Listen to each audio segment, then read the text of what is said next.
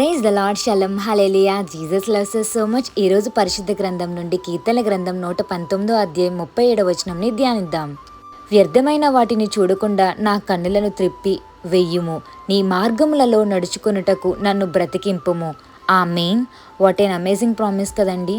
Morning లేచినప్పటి నుంచి రాత్రి వరకు దేవుడు మిమ్మల్ని ఎంతో దీవిస్తున్నారు. అదే కాకుండా ప్రతి విషయంలో మీకు సపోర్ట్ చేస్తున్నారు. తన దూతకి ఆజ్ఞాపించి మీకు కావలిగా ఉంచుతున్నారు. మీ కాళ్ళకి రాళ్ళు తగలకుండా తన చేతుల మీద ఎత్తు పట్టుకుని మిమ్మల్ని నడిపిస్తున్నారు. మీకున్న అవసరతలన్నీ యేసుక్రీస్తు నామంలో తీర్చబడుతున్నాయి కదండి. మరి యేసయ్య మీకు ఇంత చేస్తున్నారు. మీకు ఇచ్చిన కళ్ళు చూడండి, ఐస్ లేకుండా ఈరోజు చాలామంది ఉండొచ్చు. 2 కళ్ళు లేక చూడలేని వాళ్ళు ఎంతమంది ఉంటారు కదండి. మీకు ఇచ్చిన ఐస్ని యేసయ్యతో ప్రతిరోజు ప్రేయర్లో పెట్టుకోండి. ఏమనంటే, వ్యర్థమైన వాటిని చూడకుండా నా కన్నులను తిప్పి వెయ్యుము యేసయ్య అని అడగండి. మీరు లెగిసిన వెంటనే ప్రేయర్ చేసుకున్నాక వర్డ్ ఆఫ్ ద గాడ్ ఖచ్చితంగా చదవాలండి. మీ యొక్క ఐస్ ఎప్పుడైతే వర్డ్ ఆఫ్ గాడ్ మీద ఉంటుందో, మీ దృష్టి ఎప్పుడైతే యేసయ్య మీద ఉంటుందో, మీరు చెడ్డ తలంపులు తలంచరు, చెడ్డ వాటిని మీరు చూడరండి.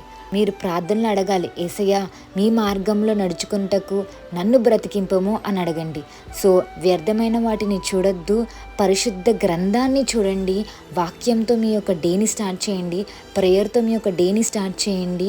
అండ్ యేసయ్యని అడగండి, యేసయ్య మీరు చూపిన మార్గంలో మిమ్మల్ని నేను ఫాలో అవ్వాలి, మీరే మార్గాన్ని చూపించండి యేసయ్య అని అడగండి. అండ్ ఇంకొక రిఫరెన్స్ కూడా మీకు చెప్పాలని ఆశపడుతున్నాను. కీర్తన గ్రంథము 24 అధ్యాయం 4వ వచనం 5వ వచనంలో ఈ మాటలు ఉంటాయండి. వ్యర్థమైన దాని యందు మనసు పెట్టకయు, కపటముగా ప్రమాణము చెయ్యకయు, నిర్దోషమైన చేతులను శుద్ధమైన హృదయము కలిగి యుండువాడే యెహోవా వలన ఆశీర్వాదం నొందును, తన రక్షకుడైన దేవుని వలన నీతి మత్వము నొందును. ఆమేన్. క్లియర్గా అర్థమవుతుంది కదండి. మీరు శుద్ధ హృదయంతో, పూర్ణ హృదయంతో, పూర్ణ ఆత్మతో, పూర్ణ శక్తితో దేవుని వర్షిప్ చేస్తూ వ్యర్థమైన దాని యందు మీరు మనసు పెట్టకూడదు, మీ కనుదృష్టి పెట్టకూడదు, ప్రమాణం చేయకూడదు. నిజాయితీగా యేసయ్యలో మీరు బ్రతకాలి.